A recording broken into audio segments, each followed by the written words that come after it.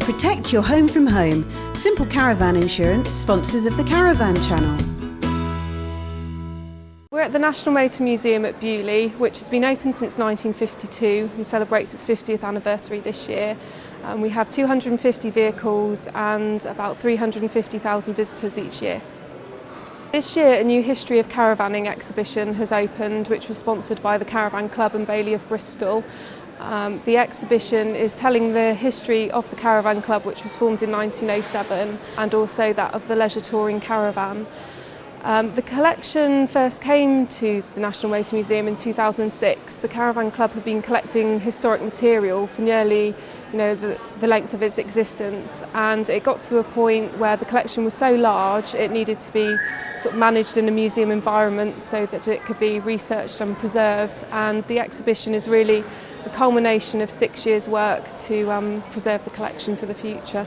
The Caravan Club's new exhibition is located just opposite the museum's collection of caravans, which include a 1926 Echols, the 1955 Royal Caravan and a 1965 Comma Auto Sleeper.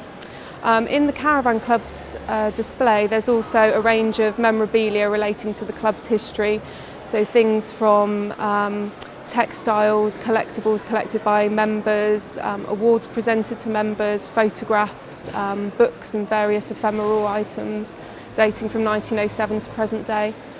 This is a 1926 Echol Caravan that was manufactured in Birmingham. Echols were a pioneer of trailer caravans to be used by motorists. Prior to the First World War, horse-drawn caravans were more popular, but developments in the First World War in technology led to the widespread use of trailer caravans for the motor car. In the 1920s, people who used leisure touring caravans were kind of a new generation of modern caravanners. There were still horse-drawn caravanners, but they were started to be seen as being a bit traditional and a bit old-fashioned. So by the 1930s, horse-drawn caravans had all but died out. So really the leisure touring caravan was a way of people to get out and enjoy themselves after years of the First World War. In the 1920s, the majority of caravans had a cottage design, like you see on this Echol Caravan, which was kind of mock Tudor, which was very popular in the period, harking back to sort of earlier days. By the 1930s, caravans became a lot more streamlined in design, and that's in a way continued through to modern day. But the caravan, despite its age being in 1926, it features a lot of the home comforts that you still get in a caravan today, like a stove, overhead lockers and a fold-out bed.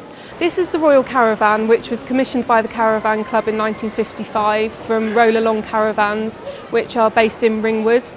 The caravan is a small size, typical caravan of the 1950s, and it was basically built for Prince Charles and Princess Anne as children to use as a playhouse. Prince Philip was the patron of the Caravan Club from 1952.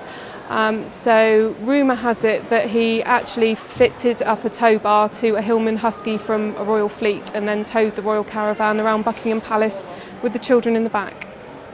The third and final caravan piece we have here at the National Motor Museum is the 1964 Comma Auto Sleeper, which is the only motor caravan we have here on display. Motor caravan owners were able to join the Caravan Club from 1967, and after that point the members had to prove that they previously had towed trailer caravans. Eventually any motor caravan owner could join the Caravan Club, and today there's a large proportion of motor caravanners that are members. Here we have some iconic items from the Caravan Club collection, which are solid silver trophies, and if you look really closely the handles are actually of caravans. The vast majority of items in the Caravan Club collection are actually in storage for a range of reasons, mostly because a lot of the items are quite vulnerable, and here we have a selection of items that can't go on public display because they are fragile. Here we have a little diary of a caravan tour in 1909, and in here you can see there's handwriting by the gentleman that went on the caravan tour. Here we have some photographs from the Ralph Lee collection, which is here in the Caravan Club collection, It's a vast collection of photographs on foreign touring travels. Ralph Lee was a pioneer of European touring in his caravan with his wife Muriel, and most of these photos were taken in the 1950s and 1960s when he took journeys to places like the Arctic Circle. He was the first person to reach the Arctic Circle in his caravan, and also to Russia and as far as Greece. So we've got a lovely selection of photographs from there.